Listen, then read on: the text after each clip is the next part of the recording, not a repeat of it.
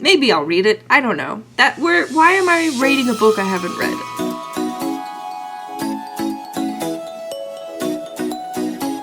Hello, and welcome to yet another book review for the Blind Date with the Books that I've been doing for February. This book that I just finished is Hester, which is a historical fiction primarily with a sub-genre not as important romance that is going on in it. I say not as important. It is still important for the character and for the story, but it's not like the main aspect of the book. Anyway, I shall read the synopsis that is on the inside sleeve. It's not on the back this time. For the first time, and share it with you. Who is the real Hester Prynne? Isabel Gamble is a young seamstress carrying generations of secrets when she sets sail from Scotland in the early 1800s with her husband, Edward. An apothecary who has fallen under the spell of opium, he has piled up debts, forcing them to flee Glasgow for a fresh start in the new world. But only days after they've arrived in Salem, Edward abruptly joins a departing ship as a medic, leaving Isabel penniless and alone in a strange country, forced to make her way by any means possible. When she meets a young Nathaniel Hawthorne, the two are instantly drawn to each other. He is a man haunted by his family's role in the Salem witch trials, while she is a skilled needleworker troubled by her own mysterious talents. As weeks pass and Edward's safe return seems unlikely, Nathaniel and Isabel grow dangerously close. Together, they are a muse and a dark storyteller, the enchanter and the enchanted. But which is which? In this sensuous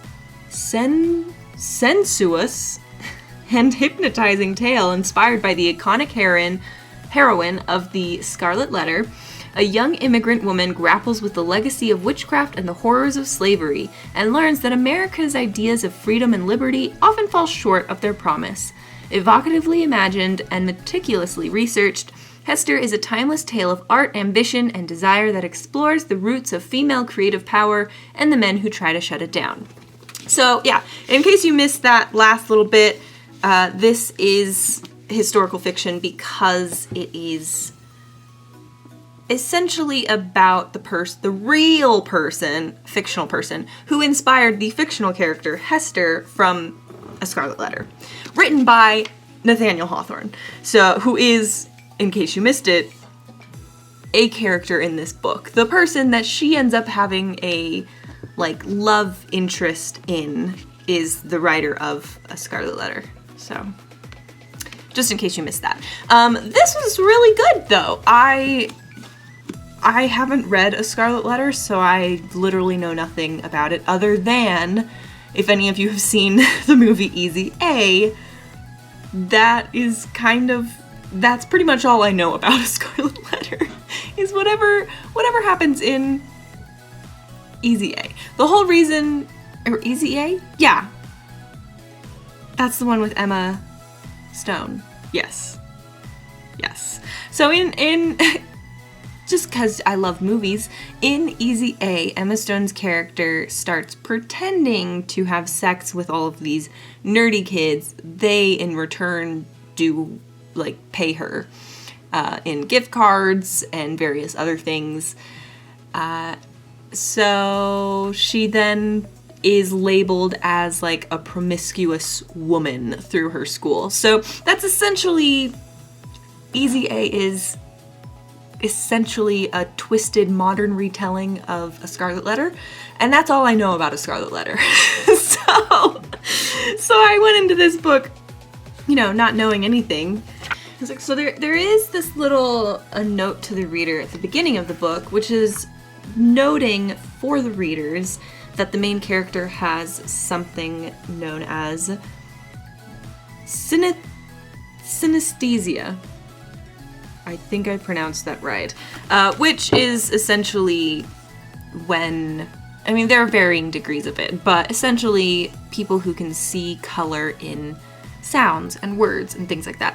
So the main character, she has this ability, which is heavily rooted into why like into her family history. It seems like it goes every other generation.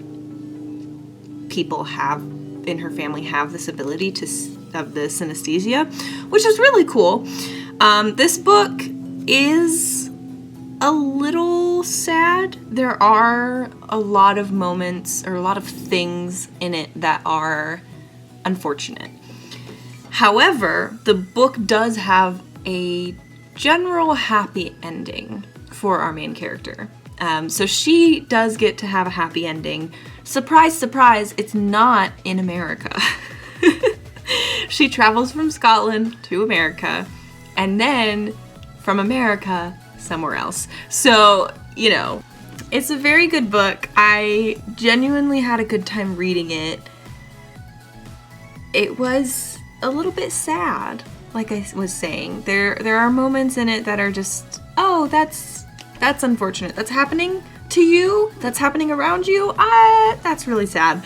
But it being a historical fiction makes it even more sad because you realize that a lot of the sad things that are happening to her are historically accurate, you know, and they're things that did happen during the time, you know, 1800s and before then and even after then. There are things that have happened historically. So it is a little bit sad in that regard, but it does, like I said, it has the happy ending that everybody wants. I'm trying to think of what else there really is to say about this book. I'm really bad at book reviews. If it's a bad book, I'll have a lot to say, as we've discovered in this series. But if it's a good book, I won't have a lot to say other than I really enjoyed it, and I recommend that you read it. Oh, I would give a 4 out of 5. 4 out of 5 stars on my rating. My rating, 4 out of 5. This is a good book. I would recommend reading it, especially if you like historical fiction. It also, if you want to kind of learn more about synesthesia, I think this is a good book that portrays it really well. I mean, I don't have synesthesia. I don't think I know anyone personally who has it, but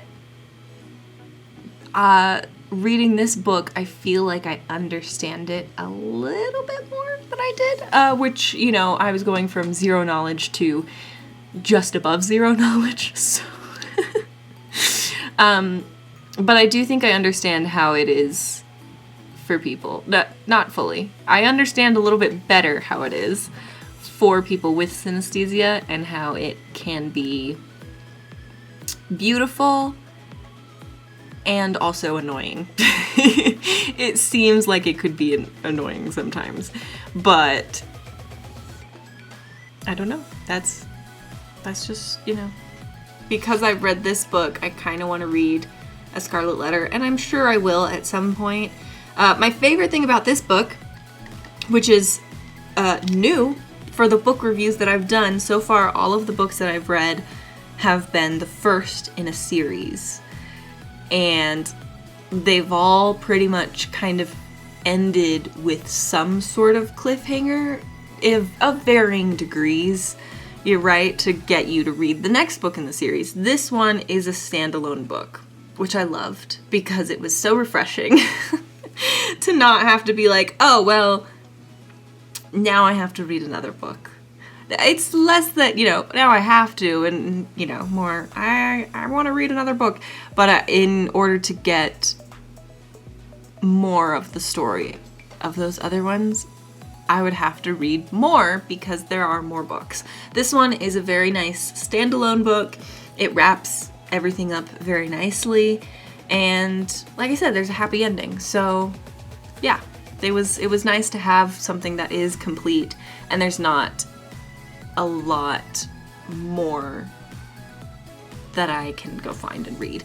I can go read A Scarlet Letter if I want to get a little bit more, I guess.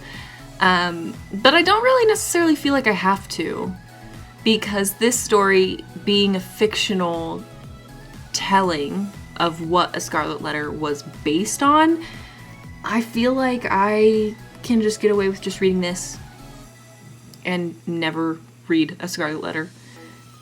That's all. Okay, thank you so much for joining me on another one. I will be starting the next book here soon-ish, and we'll see if I can finish it before February is over. I have 2 more books, blind date books to read, and we have less than a week left of February, so can it be done? Yes. Should it be done? Maybe not. But we'll see. We'll see what I'm feeling like. Anyway, that's it. Thank you again. Goodbye!